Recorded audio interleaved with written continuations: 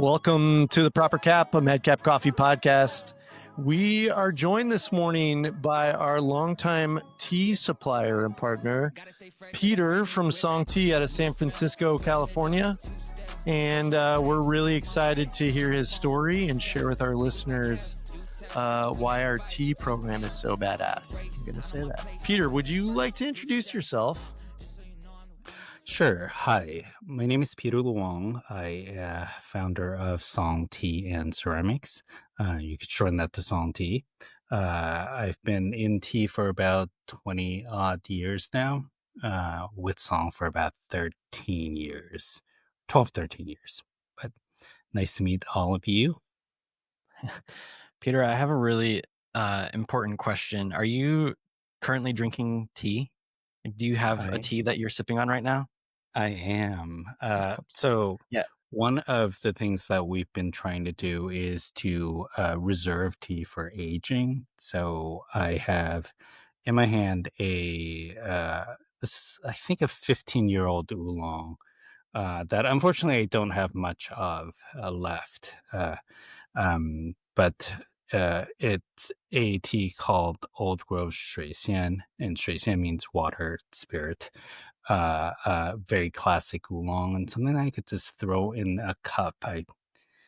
This was a little rush this morning. Threw it into the cup and put hot water in, just allow it to sit and sip from the top. Something that you cannot do with coffee. Man, I wish we were sitting across that table from you and sharing that tea. We are also drinking an oolong. We're drinking Winter Sprout from Fulton's Cafe right next to us because, we're recording in the warehouse. I think this is my first tea I've ever consumed in this room. Surrounded by coffee vapors. Yeah. But your ceramic is definitely cooler than our Gibraltar. I actually sip tea out of Gibraltar's as well. I'm gonna reach over. Okay. All right. So we didn't stray too far. Yeah, we're not totally offending protocol, but I feel like your setup is definitely something that we strive for. So that's cool. 15-year aged oolong. That requires a lot of patience. It does. So one of the things that I've been trying to do is every time I stumble upon a tea or make a tea that's really good, we try to overbuy and store about maybe 20, 30 kilos of the tea and set that aside. The idea is that we would hedge against climate change and the possibility that we may not be able to get such good tea in the future, but also to hedge against any geopolitical kind of issues, which is kind of one fell on our lap this year. Sounds familiar. Yeah, no kidding.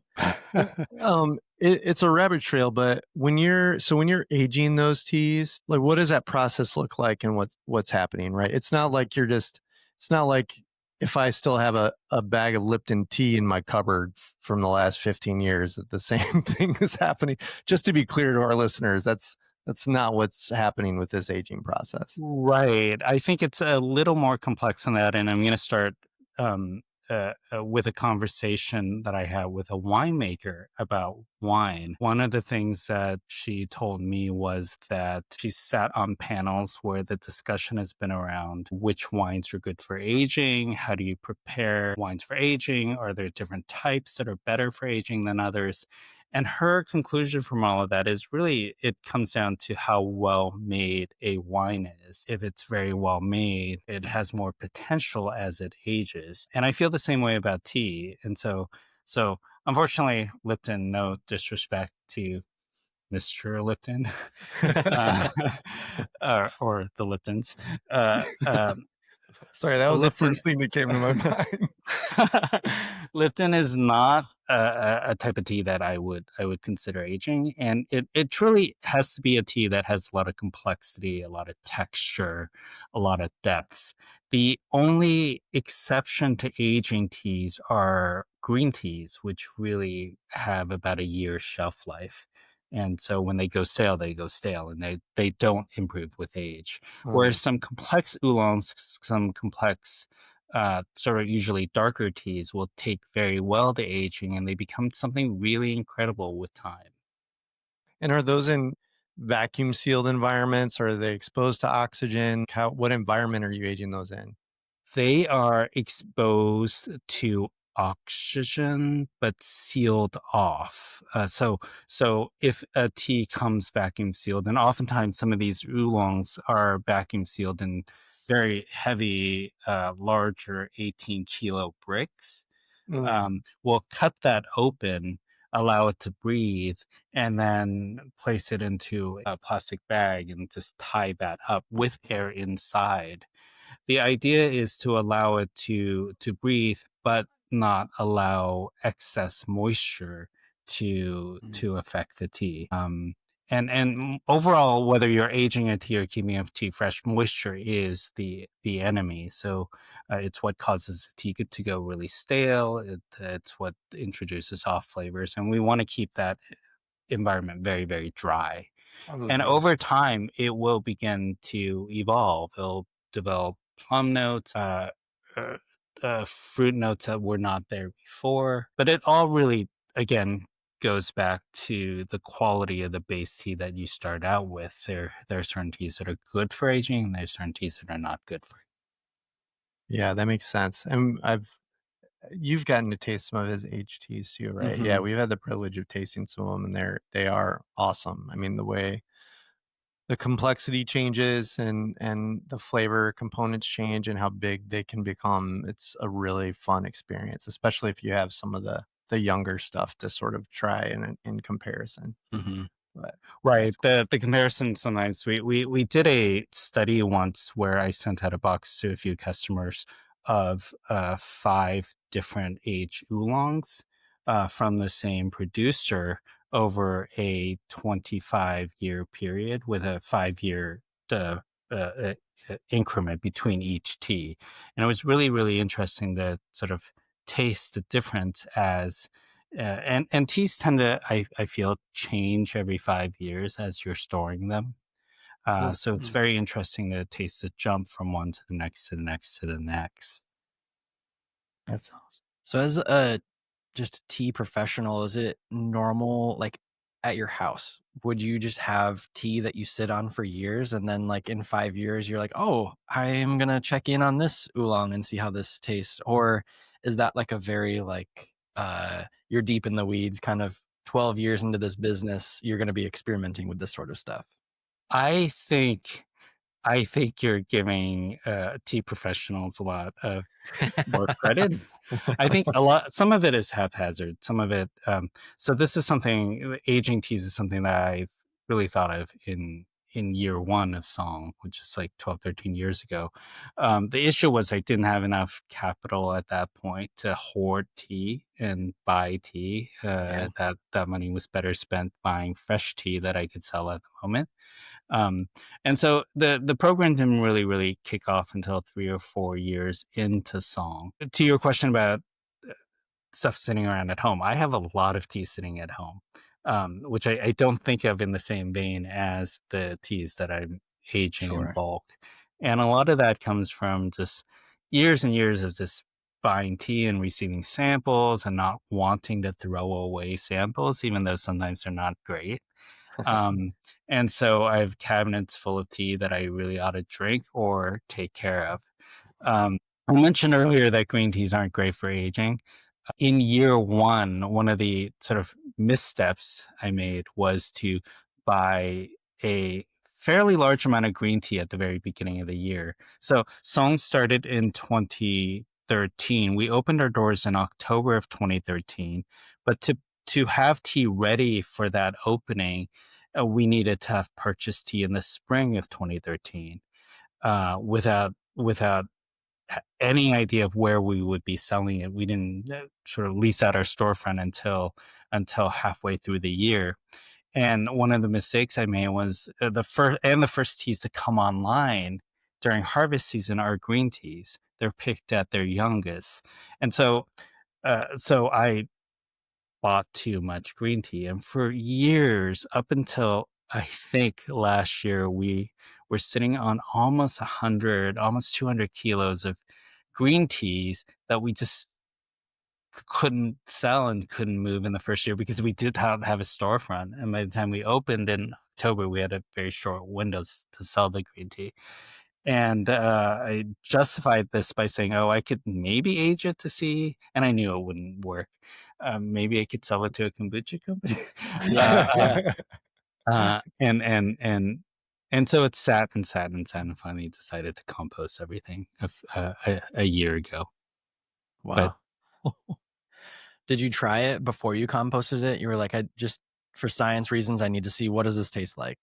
Right, with the hope that maybe I've discovered something really, really Yeah. incredible, but that is yes, I did, and I did not discover anything really incredible. Yeah. I had to discard. There was some hope that I might be able to roast certain teas to sort of revive it, but the roasting teas is something that that we could address later because there's some similarity to coffee. But roasting teas that are very mild and lightly flavored really gets you only the flavor of the roast rather than the interaction of the tea and the roast. And so that was not a go. So, yep, compost. I love it. I'd love to kind of start at the kind of like rewinding the clock. We kind of referenced like, well, you talked about song opening in 2013. So you're about to celebrate your 12-year anniversary. I want to hear kind of like your origin story of song, like what brought you into the tea industry to begin with, and what led you to be to kind of become an entrepreneur and say, I'm going to start my own tea company and um, what was that time like? What was that moment like? What led you to jumping on that ship? This can go way back or however back you want. I have been in tea for well over 22 years now, so a couple of decades. I prior to tea, I was a I was a consultant, sort of a corporate consultant.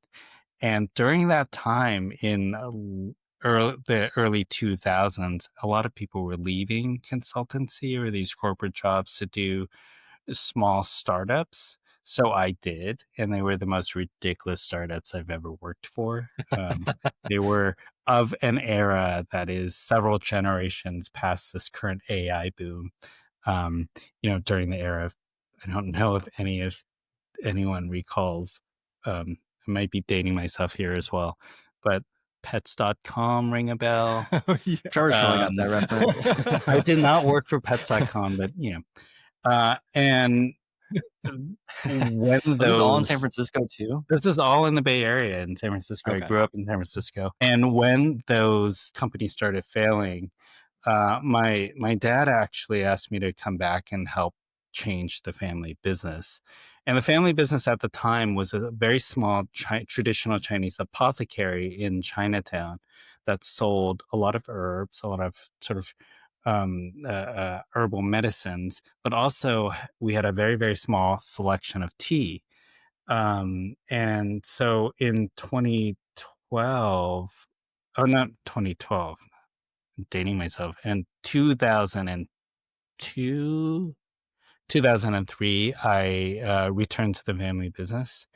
And 2 years later, very typical consultant thing to do. I got my parents' approval to shut down the family business and to change it from an apothecary to a tea shop. And in 2005, we reopened the shop as and at that time it's called Red Blossom Tea. It's a family business. I reopened the tea shop and started building out the website, the wholesale program, and became the tea buyer for the family business. So I was doing a lot of traveling back to China and Taiwan, first with my father, and then ultimately by myself. And that was great. It lasted for about 9 or 10 years before I decided that I wanted to do something on my own. and a lot of it was wanting to do something smaller, in my mind, something better, something that didn't involve didn't involve family. Um, and so at the end of 2012, I left the family business and decided uh, to start Song. So you like pretty quickly moved right into song then. Like there wasn't much of a gap between leaving the family business and opening songs doors. No, because I left because I wanted to start something. And so I had a plan in place. I knew what I wanted to do. The challenge, though, because I was a tea buyer for the family business, was how to source tea in a way that's different and how to present tea in a way that's different from what I myself was doing before. And so uh, and so the idea was to not have 50 or 60 teas, not try to please everyone with the selection, not try to have teas that were there just because people love them and they made money, but to select teas that I thought were like truly special. And that initial year, the objective was to have only 20 teas, and we would keep that list very dynamic. And the year after, we were going to have 20 teas as well and just rotate the selection. Um, we're now at, I think, 33. And I'm trying to really keep a cap on it. So each year the collection changes, but I also am okay with removing teas that may be popular. We always get a little bit of hate mail when we remove a popular tea, but it's all in the spirit of trying something different and having something different in the collection. So can you share a little bit more about that goal of having like a smaller menu? Like, because as you're saying it, like, yeah, people find their tea that they enjoy, and like sometimes it's hard to get out of that rut of like, this is my go-to tea and now it's gone. I have to try something new. Like, why is that something that's valuable to you and something that you are intentional about curating? What is, yeah, how does that like connect you to the consumer as well? I always thought keeping the same menu is a little boring and it's not exciting. But it's also very, very easy to fall into that way of doing things where you sort of, it's easy, there are customers buying the tea, so why not just keep it? But I find that that it's very easy to become irrelevant when you do that, because the teas themselves are no longer interesting. The collection isn't interesting, and it's been really one of the my favorite parts of the job is to build this collection each year, because the collection is not as simple as just having a list of teas. It is selecting teas that in and of themselves are really delicious and enjoyable, but also contexting those teas in or putting those teas in the context of a larger collection where they make sense next to each other, where you're not having flavor profiles or characteristics that are too similar between the teas, and where it makes sense to look at the full collection. We are up to around 30, a little over 30 teas, but to look at the collection and be able to find teas that are distinct enough so that you can make a choice. And I think the same. It's kind of applicable to menus, cafe menus, for instance, where um, we've worked with you all, we've worked with a number of cafes, and my recommendation is always to keep the tea list very, very short, so that choice is possible, so you could very select flavor profiles that make sense for you and not have duplicative selections, which I think just tends to confuse customers. Mm-hmm. That's fascinating. Yeah, and do you think, so the way you've built out your menu over the years, the changes that you make and the additions you make, and you said you get hate mail, but I would assume that your customers who have been with you through the long haul sort of have an expectation of what the song tea menu looks like. What is that? What do you think that looks like to them? Obviously, it's less about a specific tea and more about flavor options in tea. I think it's about flavor options in tea. So, first off, there is, I think, an overarching characteristic that defines all the teas that we offer, and that characteristic is something that for quite a while I held in my head, as in, I'm trying a tea. I know this tea works for me. I know I like this tea. I don't really know the reason why, but I'm going to buy the tea and add it to the collection.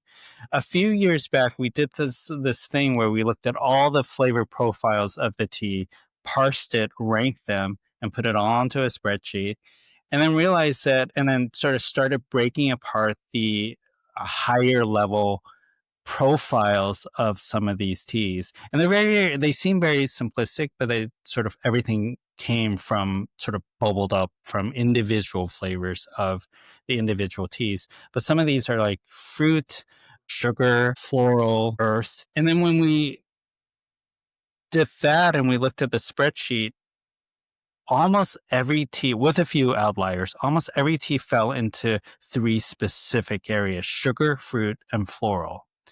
And quickly realized that that was sort of the flavor profile that I've had in my head, that I've been sourcing for. So if you look at our broader collection, it falls into fruit, sugar, and floral. All those things that make a tea, I think, very, very delicious, very aromatic, very interesting. And that sort of defines the collection overall. But with time, the collection has also changed. There are years where I've like been really, where I crave the jammy quality of some of our darker teas. And there are years when I like lighter teas. And so year to year, it does change and it does evolve. I think most recently, over the last 5 or 6 years, that evolution has taken us into an area where I've been more actively involved in making tea and sort of ensuring that a tea is produced in a manner that sort of fits the profile. But also, it's a great opportunity for me to learn tea making. So I've been spending more and more time in Taiwan, working with producers and with one or two mentors to guide me in how teas are made. And we have some of those in our collection, and we'd like to introduce more of those teas into the collection over time so that it becomes a little more personal, a little less about buying what is available out there, but also sort of creating something that is very, very unique and distinctly Salty. Mm. Peter, can you spend some time defining the process of making tea and what it is, just, from a rudimentary level? How do you make tea, produce tea? Absolutely. We're going to drop into a little bit of a tea 101 for a second. So all true tea comes from a tea plant, and that tea plant is a Camellia sinensis plant. There are hundreds, if not thousands, of different varieties of Camellia sinensis, and the plant also grows in many, many different regions, all of which affects the final expression of the tea. When we are talking about the major tea types, however, like green, white, oolong, red tea. We call black teas red teas, but if we're talking about green, white, oolong, red teas, we're really talking about the degree of enzymatic breakdown of the tea leaf once it's picked. And that breakdown is a very natural process. It's a process that changes the leaf from green to chartreuse to yellow to orange to red to brown. And it's a process that the tea maker controls with the application of heat, by intervening and sort of manipulating the tea leaf, and also allowing time to do its work on the tea. So to make a green tea, you want to prevent that oxidation from happening by roasting it or applying heat fairly early in a step that we call kill green. To make a oolong tea, you allow the tea leaf to break down. You intentionally roll it and allow it to sit in temperature and humidity controlled environments until it reaches the desired point of oxidation. And then you lock it in with kill green or heat. And to make a red tea, it's a little more involved. You roll the tea leaves a little more, you twist the tea leaves to encourage further breakdown until it becomes reddish in color, and then you apply heat. Again, kill green to halt it at a particular stage. The exception to this process are white teas, which are air dried and dehydrated over a 30-hour period of time, during which they oxidize slightly. So in a sense, they are a little more developed than green teas. So taking a step back, all we're talking about is just changing the state of the tea leaf from one form to another. But within that, there's so many different variables at play. How long to allow the tea leaf to sit, what the weather was like on the day it was picked, what variety takes best to what method of tea making, and all those things are sort of balanced, and we try to figure out when we're trying to make tea. And that's something that Song has been trying to be a little more involved with, so that we're actually making our own tea to our specs, which is something that allows us to have a collection that's very unique. Does that mean, like, if you're making your own tea, that you're involved with that process of saying, like, hey, with this particular leaf, let's have it dry for this many days, and then we want to green kill it? Or like, what involvement are you having with that process when you say like Song's making teas?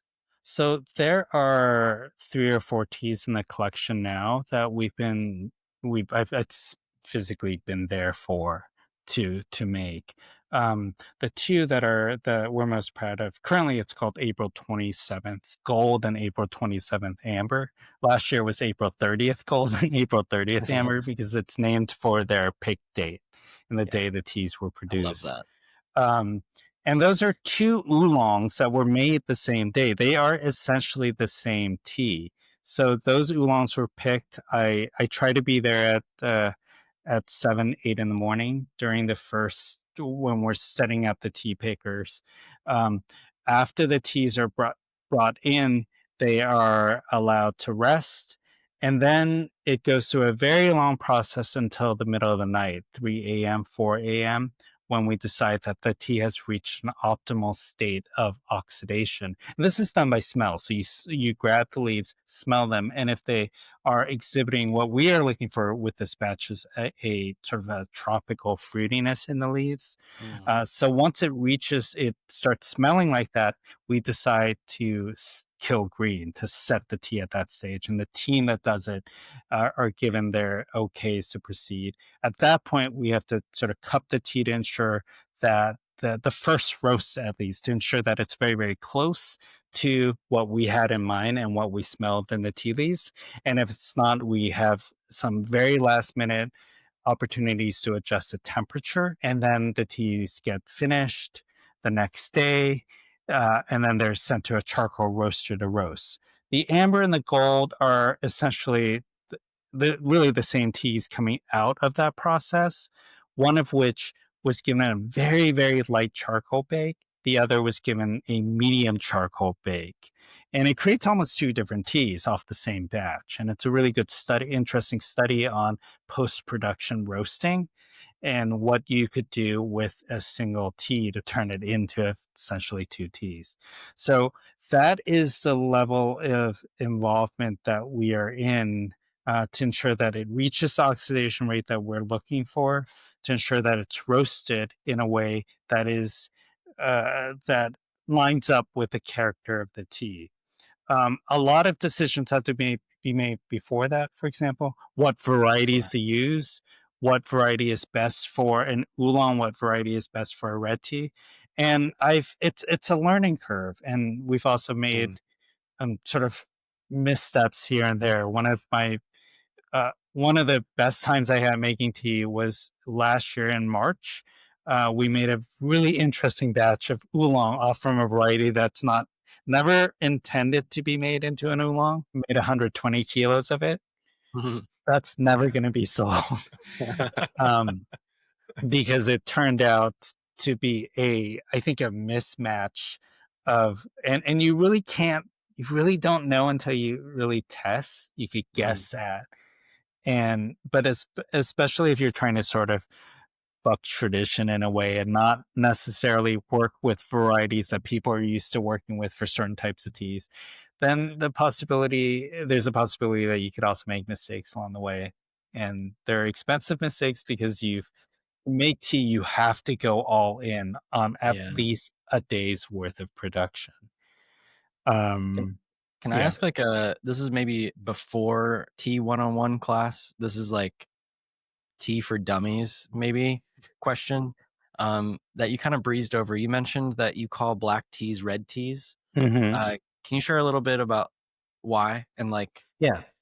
because that So I feel like the modern day consumer says black tea a lot. yeah. Like we get that a lot in our cafes.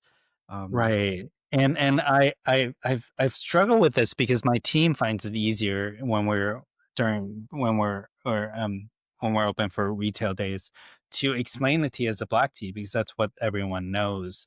But the term for black tea in China, in Asia, is literally red tea. And It's it's very red confusing. tea for the color of the liquor rather than the color of the liqueur rather than the color of the leaves. And it's always been the case. It's not something new. We thought it made sense when we started Song to call it a red tea because it's what it is, but also it differentiates our collection of red teas from the typical run of the mill English breakfast teas that are out there that are called black teas. It's essentially the same thing, Yeah. but grading differences, I think, separate what we offer. And I wanted the red tea term to sort of reflect a little bit of tradition, but also some of that difference in character of the Yeah. tea.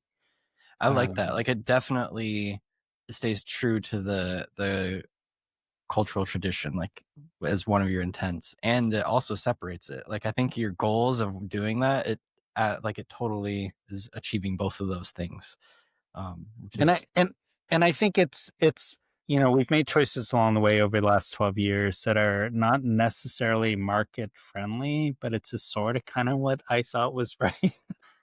uh, I think it's in our vein to uh, do things that are right in terms, by us at least, or by tradition, than to necessarily sell something just for the sake of selling something. It's Mhm. one of the reasons why we're still, I think, a team of six. Well, and um, I appreciate that because it parallels so much with our philosophy at Madcap. And again, it's not necessarily always what the consumer trends are leaning towards, but that it elevates. I mean, our goal is to elevate people's coffee experiences, and part of that is highlighting the differences and characteristics based on terroir and variety and production processes and all of those things. I mean, so many parallels to what you explained. And so I think the nice part about using Song as our tea partner is that we're already having similar conversations, so it feels right to be talking to our customers about, this is red tea, not black tea. So there's just an obvious synergy there that feels really good. And I think you just kind of alluded to it. I've been having these conversations with people. Being in business for over 17 years, you sort of get to the point, if you've stayed true to your course, that customers now know what to expect and they understand the narrative that we're trying to portray and what we're trying to share with them. And I would argue probably the same has been true for you at Song in terms of being consistent in terms of the narrative. And even the fact that you're going to making tea now, I would assume, going back to the spreadsheet you made and recognizing these are the things that we want in our tea, now you even have more inputs into, as you said, getting the teas that fit the collection based on the profiles that you're looking for. and I think also that our profile will change over time. I'm not tied to fruit, floral, and sugar. I think as my taste matures and Mhm. as I get older, that the character of the collection will also change. I've been drinking more and more of these dark, roasty oolongs that have a lot of intensity and complexity to them, and they're not necessarily friendly They're not necessarily kind of cotton candy notes or fruit notes all the way.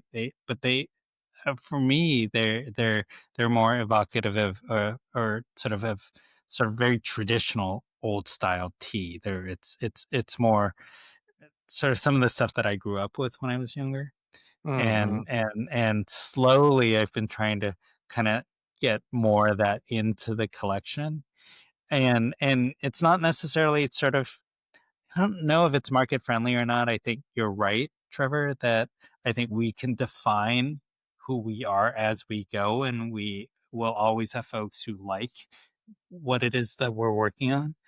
It made for a really tough first 4 years or 5 years. It's all though, but eh, we're here now. So Yes, exactly. Yeah. And that gives me PTSD as well, because it took us about 4 or 5 years to demonstrate to people and realize the value that we were offering through how we were offering yeah, and celebrating the product.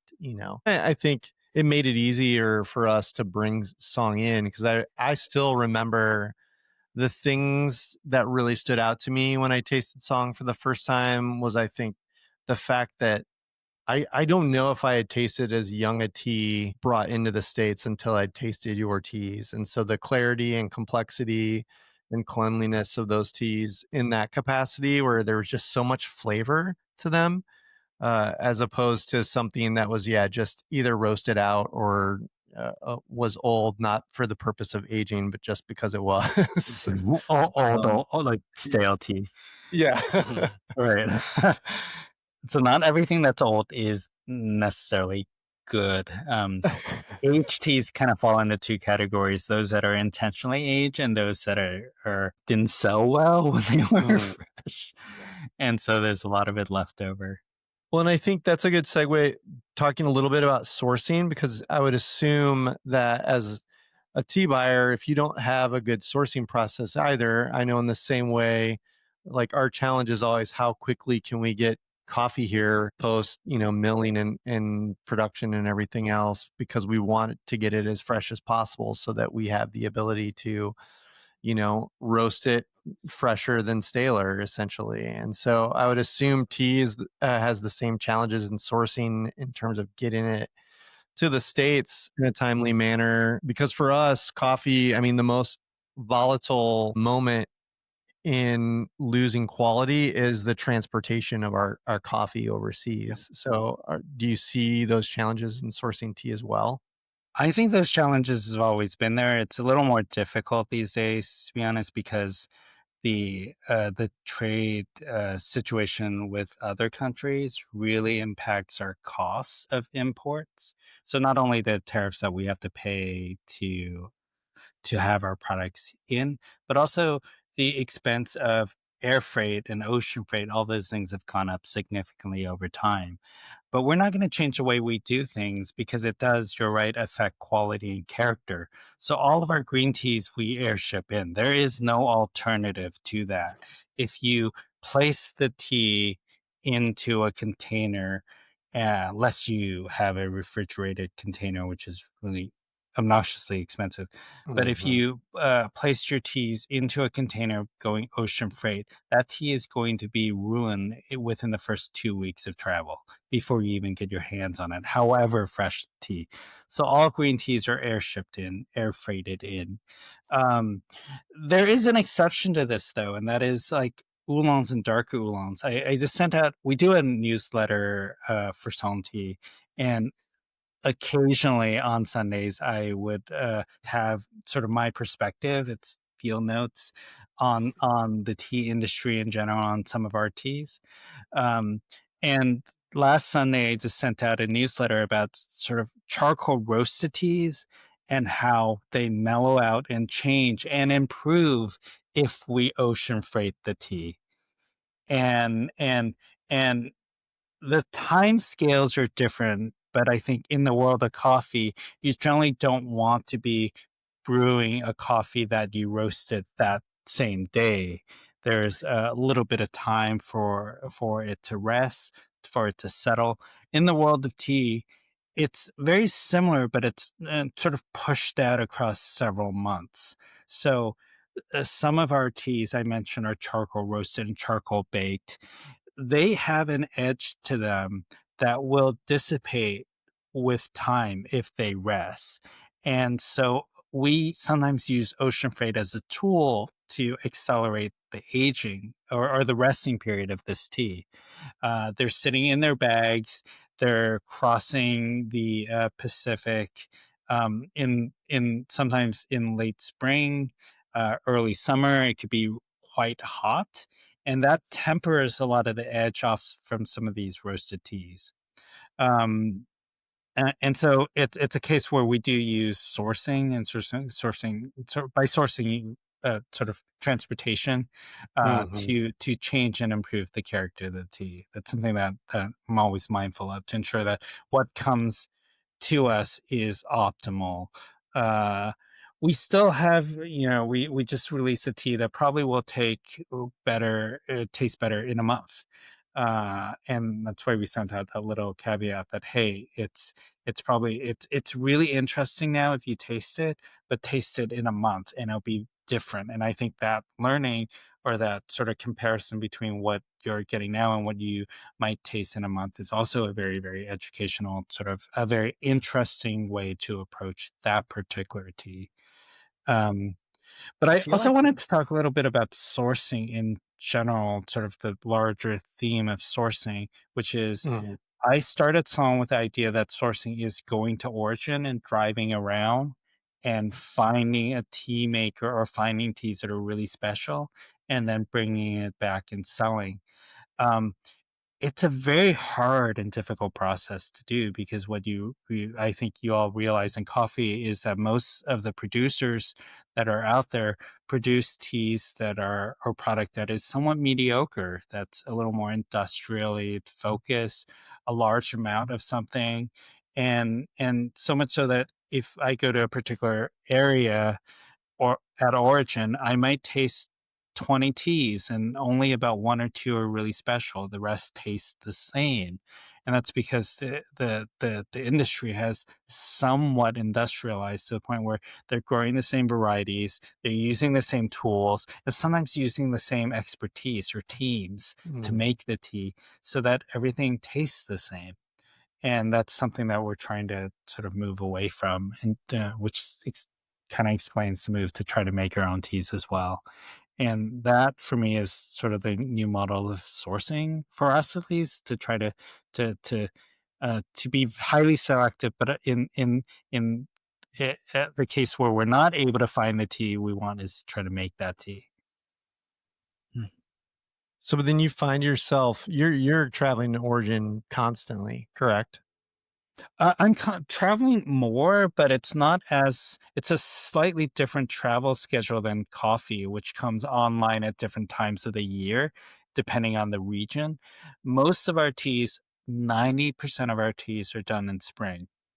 Um, and so I do have to pick and choose. Certain green teas come online or come online.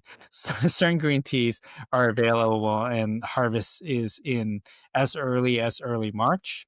Some oolongs into late April and mid-May, especially if you go to the higher elevations. And some of our red teas are picked in the early summer. And so that's about a 3 or 4 month period stretch, and I've been taking more shorter trips, more frequent but shorter trips rather than staying at origin for 3 or 4 months. Right. um I When do you don't mind. ideally like to be there? At I what would like to point? be there all the time. I had this idea that I would it would be really great if I was able to live in Taiwan for as a base camp for about 6 months out of the year, make tea, do my thing, eat lots of really good food, and then fly back once the weather starts misbehaving. By misbehaving, we're talking about like 90 degrees Fahrenheit, 95% humidity. Ooh. It's just for your listeners. I am in San Francisco in California, and we have the mildest, most comfortable climate, so much so that I go anywhere else and I feel instantly uncomfortable if it's I know what you just Even if it's described is like yeah. Michigan the past week, 95, 90% humidity. I've been dreaming of San Francisco weather for a while now. I live in a very narrow temperature band, and I prefer it that way. So it'd be nice to be in Taiwan for 6 months out of the year and come back when temperatures get uncomfortable and start and be back in San Francisco to sell the tea. That's the ideal. Not quite there yet. Yeah. Something we wanted to pick your brain on is it's something that we obviously talk about a lot in coffee and just as like a business trying to like stay, active, you're trying to predict what the future holds for whether that's coffee sourcing or cafe experiences, what customers are looking for. And I'm curious what that looks like in the tea industry. Um, like what are you noticing trend wise? You talked a little bit about your preferences and trends fluctuating. Are you seeing that in consumers? And then kind of related, I was it was like a year ago now, but I was in New York, and there were tea cafes, tea houses, Mm-hmm. whatever the term would be, but people were going to drink tea at night. Like that sort of a culture was kind of becoming a thing, at least in New York City and maybe in other big cities too. Not yet in Grand Rapids, but I'm curious if you like what your pulse is on that and where you see that headed. I, to be honest, I pay not enough attention on overarching trends and directions because we've always kind of wanted to kind of march to our own tune kind of thing. Um, but there are definitely things that are like kind of um, you mentioned tea houses in New York serving tea at night. Um, Coffee houses or cafes in much of Asia only open after 2 or 3 p.m. sometimes and stay open well into the night. Um, there are certain things that I'm mindful of.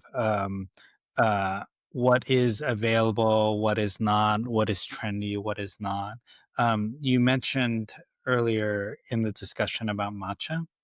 Matcha, I feel, is one of these trends that have really kind of taken off to the point where it's really gone somewhat bonkers, and it's taken its toll in the sense that there is not enough product to support the demand. Prices have gone up. The market's gone really unstable, and it's been very difficult to source good quality matcha.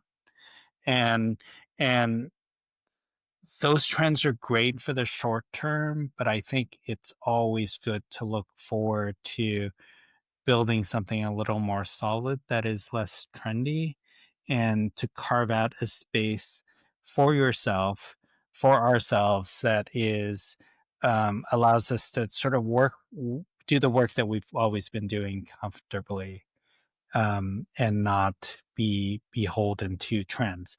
That said, there are certain things that we can't get away from. The increase in the cost of importing teas is a significant factor that we have to consider over the next few years. And so, our way of dealing with that, one of the ways we're dealing with the higher costs is to focus more on service and to offer sort of more experiences for customers who visit our shop and our studio in San Francisco. We've been doing really fun I do tastings 4 times a month called Quiet Mornings at Song. They're unfortunately, usually really booked out uh, when the moment we release the dates. We've been doing we have a monthly matcha hour where one of our team members who is really, really, really special is our internal sort of Japanese tea specialist. Our primary focus is again Taiwanese and Chinese teas, but she's been really delving into esoteric Japanese teas and some teaware that we could offer in addition to the normal song collection. But we're doing a lot of things to sort of adjust. It's been going well so far, I think. We've been doing more tastings in the shop. They're all scheduled and calendared. I think that's been going well. I don't know where things are going to go. I thought wouldn't it be nice to open a boba shop, but that's probably not in anywhere near the future. I think it'd be fun to do a very high end boba. Um, I don't know, I wasn't or expecting. I open. wasn't expecting that. Yeah, I know, or open a tea house. So the thought would have been that I've always thought was funny to open a tea house and a tea bar with like 8 teas or 10 teas and one coffee, kind of like sort of a flipping Yeah, of the the I love model. that. And then we'll rotate. We'll do batch brew, rotate through. We'll use Madcap. I think that would Oh, be really sure, sure. fun to do, but a lot of Obviously. ideas trying to figure out this year. Um, but I think the potential is there, and this be a lot of fun. I don't know if I answered your question directly, but No, that was great. there are Yeah. trends. We're trying to address them. It's a little difficult to follow each and every trend that's out there. Well, I think what I love what you said is the concept of you beating to your own drum and just kind of creating your own channel in the industry. Like you have a retail space, but it's very exclusive hours essentially, and so customers can come in and experience your teas and experience your space, but that's also not the main focus of what you're trying to do. It's one of the aspects that you're doing. So I think that's really cool that you're not necessarily looking at, oh, this is really big in New York City, we gotta do this, or we gotta do that, or matcha is really big right now, we gotta like that would be kind of against Song's ethos, and you're very like strong to that of like, no, we're gonna do what we're gonna do at a high quality, which is why your tastings are so booked out, because having experienced a tea tasting with you, it's I don't know if you can call them quiet mornings if they're sold out every time. Yeah, they're only super 6 cool. tops. So we do only 6 folks for a 2-hour session. But we're trying to introduce other sort of tastings that are not all on me. I have a wonderful team here who are deeply knowledgeable about tea. We have team members who have been here for at least some from the very beginning, 12 years ago. Another that's been here, I'm losing track, 6 or 8 years. So we have a very solid, very small team, and trying to sort of uh, uh, kind of leverage them a little more so that I'm not the only one doing the tastings, which can be quiet mornings. Also involves me getting up really early in the morning. But I mean, obviously, there's a demand for. I mean, everything I hear you saying implies that there's a demand from consumers for this kind of customized high-end tea experience. There definitely is, and Josiah, you mentioned New York. My favorite tea place in New York is a place called Tay Company. They have 2 locations, one in the East Village and the other in the West Village, and they are really phenomenal people. Elena and Federico, who run it. They also have really, really wonderful baked goods. Um, and that's something that I've always been like interested in doing. It would be nice to have a little tiny tea bar. Um, but Song has kept me in Song for and it's and and it's and wanting to sort of break away from not leave behind, but just do something a little different. Is something that's been always on my mind to do.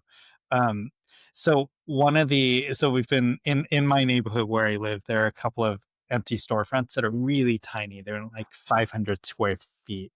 And while walking around the neighborhood the other day, um, my wife Kristen said, "Oh, maybe you could, if you lease this space, which is half a block from our house, you could set your own hours and be there anytime you want." Which would be a kind of a dream to do, to have a little tiny tea house where I can like call the shots, and if I don't feel like being open, I don't have to be open. See, you just described exactly what I've been telling people lately. Like, this is my retirement plan, is that because I'm going to work till I die. So Yep.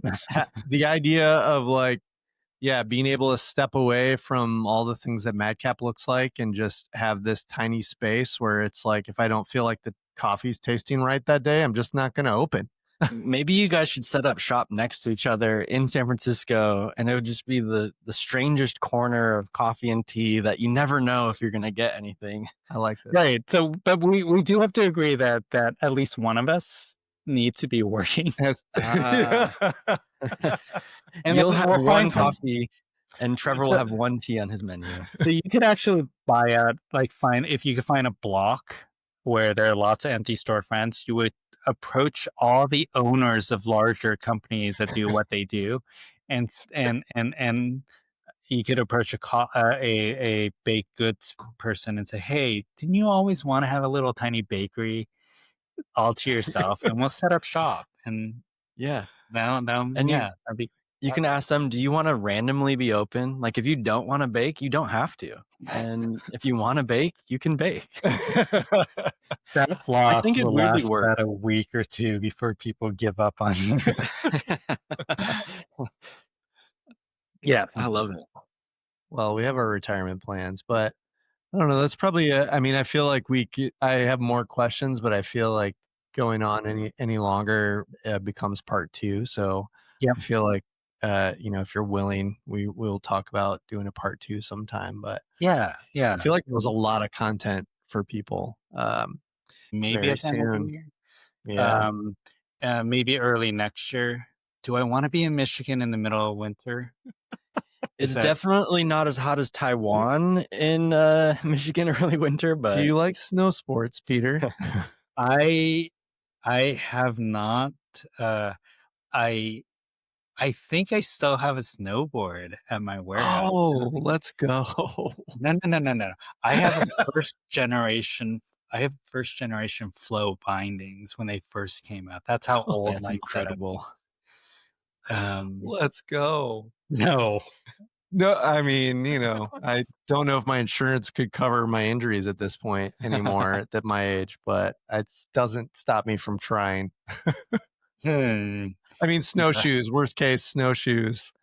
I definitely think a working. visit sometime in the next year would be awesome. And I would love to sort of rejoin you if you do a part 2. Absolutely. Great. Well, Cool. We'll hold you to that. Yeah. Can we get that in writing? And No, this is fun. This is good. Like yapping away about tea. Cool. Awesome. Feels good. All right. Well, thanks again for joining us. Any final thoughts, Josiah? No, just thank you so much for sharing your insight and joining us on The Proper Cap. It's been such a fun conversation, and really, really grateful for your insight and your time. Yeah. Thank you. Grateful Thank you for your product. We really enjoy sharing it with our customers and selfishly enjoying it ourselves, obviously. So thank you for your partnership. Thanks for listening, everyone. Stay proper. Bye-bye. Thanks, Peter. You're welcome. Thank you. Talk soon. Bye-bye. Gotta stay fresh like a brand new whip that